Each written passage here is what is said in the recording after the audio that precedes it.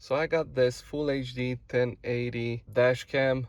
It says right here that it's a vehicle Blackbox DVR. I got it for fairly cheap, and just because I wanted to test it out, test out the quality, compatibility, and everything else. This camera does need a SD card, and I already put one in, and it goes into the lighter jack right here behind this Bluetooth thingy.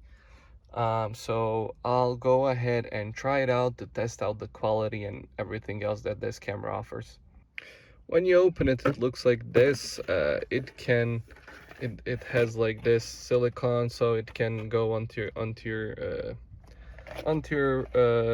front windshield. And yeah, this is how the camera looks. This is the jack that goes into your lighter, but if you know a bit about electronics of your car, you can cut the wire here and take apart the lighter, and you can connect it in behind so it doesn't have like the jack and it doesn't take up all the space.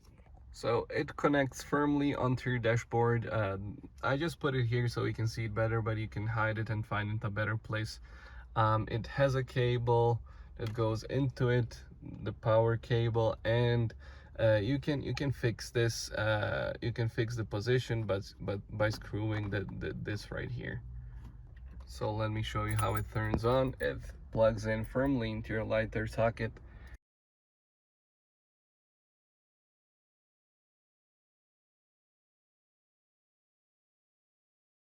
So it works like straight off the bat. Like, as you can see, you can adjust it. Don't know if you can see, let me try to focus a bit.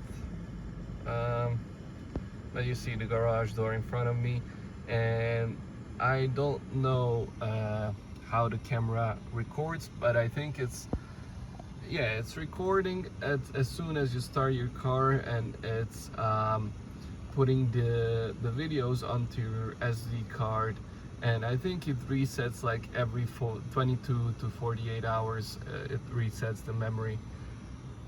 So the camera has a couple of options that you can choose from. It has like the resolution output, timestamp, motion detect, and video time. It's not, right now it's set to 1 minute, so it's gonna like part videos by every minute. So you'll have the exact minute, like if something unfortunate happens to you, so you'll know what time it happened, and so you can easily find the 1 minute clip that you're gonna need. So it does have a couple of buttons here which you can adjust, and I don't know how to go to the setup page. You can go up and down, but don't know how to go to the setup page. So this is captured. Oh, this is actually the setup page, and it has a couple of options. When you go to the menu, you have a size, you have when you go here, you have format, language, and everything else. So it looks really good. I'm gonna try and take out the video from it, and if I do, I'm gonna show it to you after this.